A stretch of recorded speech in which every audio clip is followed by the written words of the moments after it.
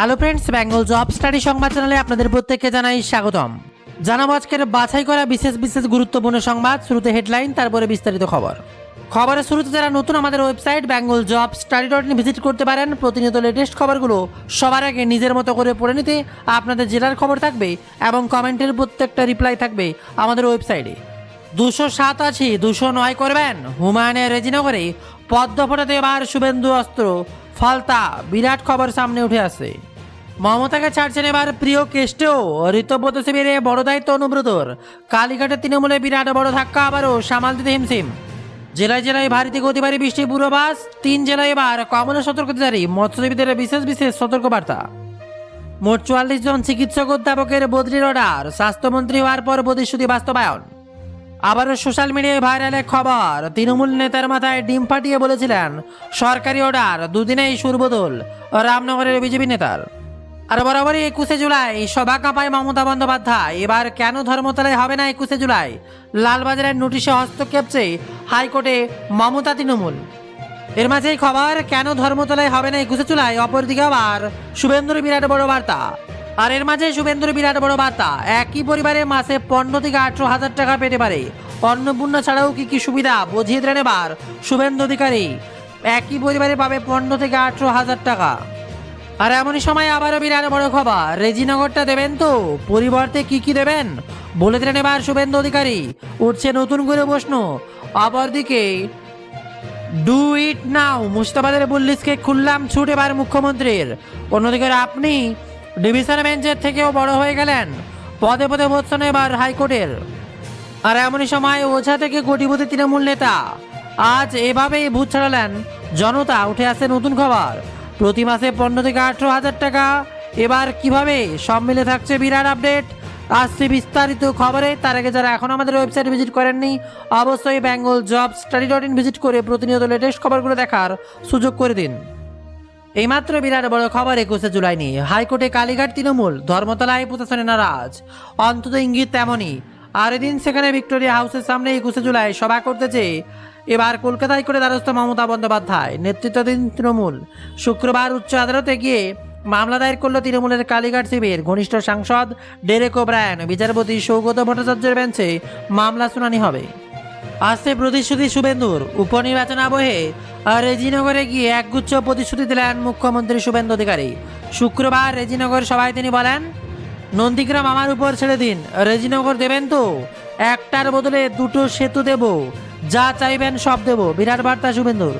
আর এর মাঝে অন্নপূর্ণা নিয়ে শুভেন্দুর বিরাট বড় বার্তা। মুখ্যমন্ত্রী হিসেবে আজ শুক্রবার প্রথম মুর্শিদাবাদ সফরে গিয়ে অন্নপূর্ণা যোজনা নিয়ে বড় বার্তা দিলেন শুভেন্দু অধিকারী। বহরমপুর সভা থেকে তিনি বলেন, আমরা ইতিমধ্যে 1,20,00,000 দিদি বোনেদের অ্যাকাউন্টে অন্নপূর্ণা যোজনার টাকা দিয়েছি। এছাড়াও তিনি আরও বলেন, এই জেলায় প্রায় 15 লক্ষ দিদি বোন আবেদন করেছিলেন। আমরা বর্ণ, ধর্ম, দলমত নির্বিশেষে 12 লক্ষ মহিলাদের অ্যাকাউন্টে 3,000 করে টাকা 1 জুলাই দিয়েছি।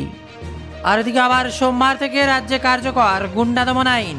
আগামী সোমবার থেকে রাজ্যে কার্যকর হতে চলেছে গুন্ডা দমন আইন। মুর্শিদাবাদের বহরমপুরে দাঁড়িয়ে স্পষ্ট জানালেন মুখ্যমন্ত্রী শুভেন্দু অধিকারী। তিনি জানান, বিধানসভায় পাস হওয়া বিলে অনুমোদন দিয়েছিল রাজ্যপাল। ইউসিসি বা বিভিন্ন দাবানি বিধি নিয়েও মুখ খুললেন তিনি। দ্রুত বিধানসভায় বিল আনা যাবে বলে আশা প্রকাশ করেছেন তিনি। আর এবার চমক ঋতব্রত। 21শে জুলাই মিলল অনুমতি। কোথায় পালন হচ্ছে নব্য তৃণমূলের 21শে জুলাই? বিরাট চমক। ঋতব্রত তৃণমূল সভাপতি বিপ্লব মিত্র খবর উঠে আসতে তোলপাড়। আগামী 21শে জুলাই কলকাতার গান্ধী মূর্তির পাদদেশে কর্মসূচি পালন করবে নব্য তৃণমূল। একদিকে 21শে জুলাইয়ের সমাবেশ ঘিরে নবান্নে বৈঠক, হাইকোর্টে মামলা এবং নির্বাচন কমিশন ঋতব্রত শিবিরের বক্তব্য জমা দেওয়ায় রাজনৈতিক জল্পনা তুঙ্গে।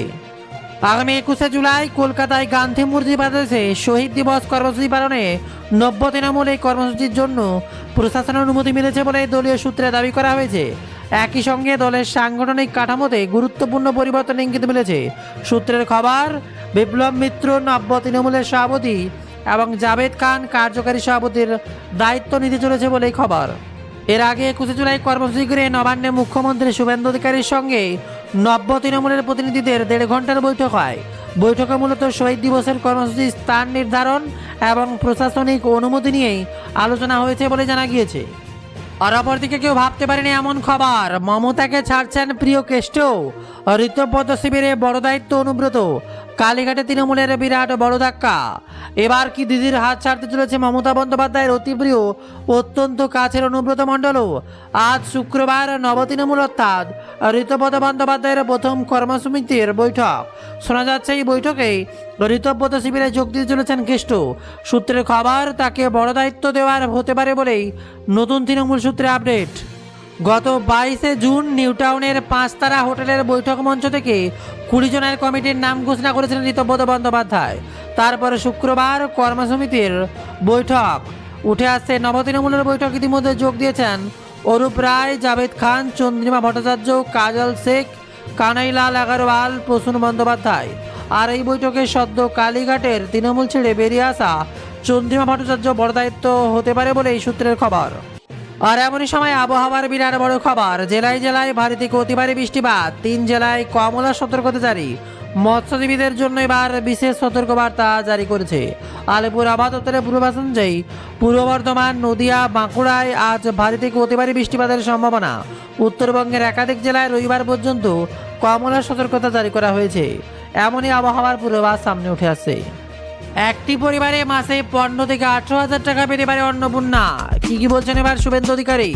বোঝালেন বিরাট বার্তা, উঠে এলো তৎপর করা খবর। রাজ্য কেন্দ্র সরকারের যে সামাজিক প্রকল্পগুলো চলছে তার সুফল হিসেবে একই পরিবারে 15,000 থেকে 18,000 টাকা পেতে পারেন বলে খবর। মুর্শিদাবাদের প্রশাসনিক বৈঠকের পর এমনটাই দাবি করলেন মুখ্যমন্ত্রী শুভেন্দু অধিকারী। আর তাতেই তোলপাড় গোটা বাংলা।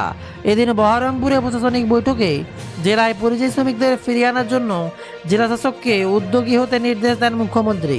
আর এই প্রসঙ্গে তিনি বলেন, রাজ্য সরকার এবং কেন্দ্র সরকার যে সামাজিক প্রকল্প চালু করেছে তার সুবিধা ঠিকভাবে পেলে একটা প্রান্তিক পরিবারে মাসে 15,000 থেকে 18,000 টাকা পর্যন্ত পেতে পারে। একদিকে মহিলাদের অ্যাকাউন্টে টাকা ঢুকেছে প্রায় 12 লক্ষ মহিলা 1 জুলাই থেকে।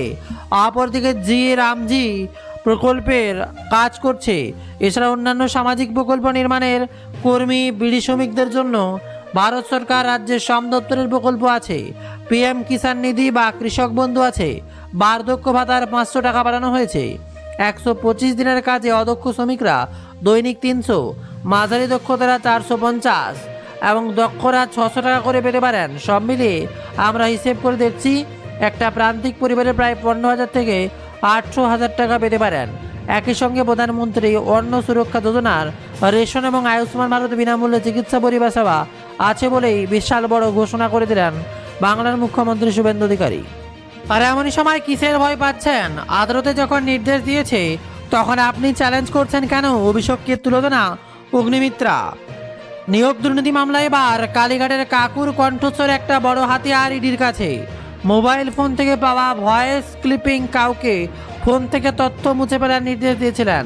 আর সেই সুজয় কৃষ্ণ ভদ্র ইতিমধ্যে সেই ভয়েস ক্লিপিংয়ের সঙ্গে মিলে গিয়েছে সুজয় কৃষ্ণের কণ্ঠস্বর, দাবি ইডির। তারপরে বিরাট বড় খবর, আদালত যখন নির্দেশ দিয়েছে তখন আপনি চ্যালেঞ্জ করছেন কেন?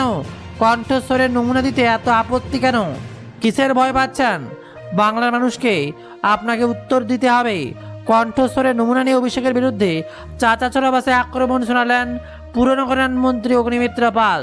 তার সাপ কথা, দুর্নীতির হুমকি, অত্যাচারের বিচার হতেই হবে। অভিষেকের পাশাপাশি মমতা বন্দ্যোপাধ্যায়ের বিরুদ্ধেও সুর চড়াই বললেন এমনই।